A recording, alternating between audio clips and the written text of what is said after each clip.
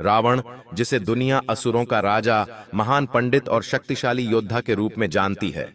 लेकिन क्या आप जानते हैं कि रावण से जुड़ा एक गुप्त रहस्य ऐसा भी है जिसका उल्लेख रामायण में भी नहीं किया गया है दोस्तों। यह रहस्य इतना चौंकाने वाला है कि इसे सुनकर आपकी सोच बदल सकती है। आज हम इस वीडियो में आपको रावण के जीवन के उस सबसे बड़े रहस्य से अवगत कराएंगे जिसे जानकर आप हैरान रह जाएंगे। बता दें कि रावण सिर्फ एक राक्षस नहीं था, बल्कि वह ब्रह्मा जी का वरदान प्राप्त किया हुआ महाज्ञानी ब्राह्मण भी था। उसे वेदों और शास्त्रों का गहन ज्ञान था। उसने भगवान शिव की घोर तपस्या कर अपार शक्ति प्राप्त की थी। उसके पास न केवल 10 सिर थे, बल्कि अनगिनत यौद्धिक और मायावी शक्तियां भी थीं। लेकिन फिर भी वह हार गया क्यों? क्या सिर्फ उसके अहंकार के कारण, या फिर कोई और गुप्त कारण था जो रामायण में भी नहीं लिखा गया? क्या आप जानते हैं कि रावण मृत्यु से भी बच सकता था? आपने सही सुना दोस्तों।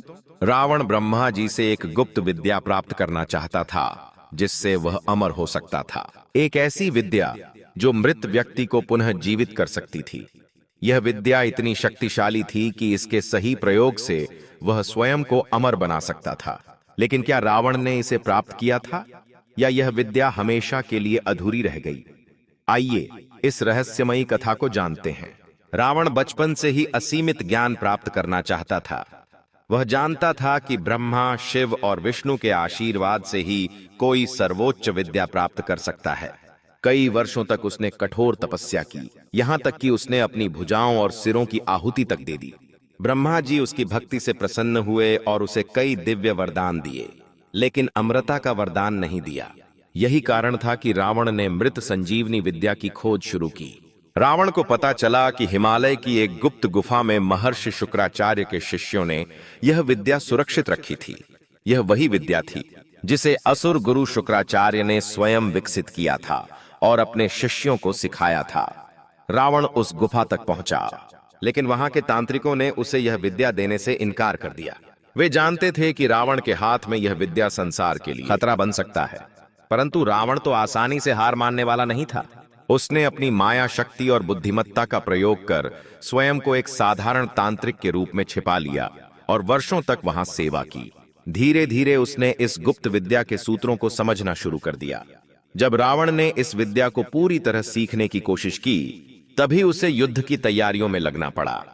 उसने सोचा कि वह पहले भगवान राम को पराजित कर देगा और फिर इस विद्या को पूरी तरह से प्राप्त कर लेगा। लेकिन यही उसकी सबसे बड़ी भूल थी। जब युद्ध हुआ और रावण मृत्यु के कगार पर पहुंचा, तो उसे याद आया कि वह अभी भी इस विद्या को पूरी तरह नहीं सीख पाया है। वह अपने ही अहंकार और अधूरे ज्ञान का शिकार बन गया।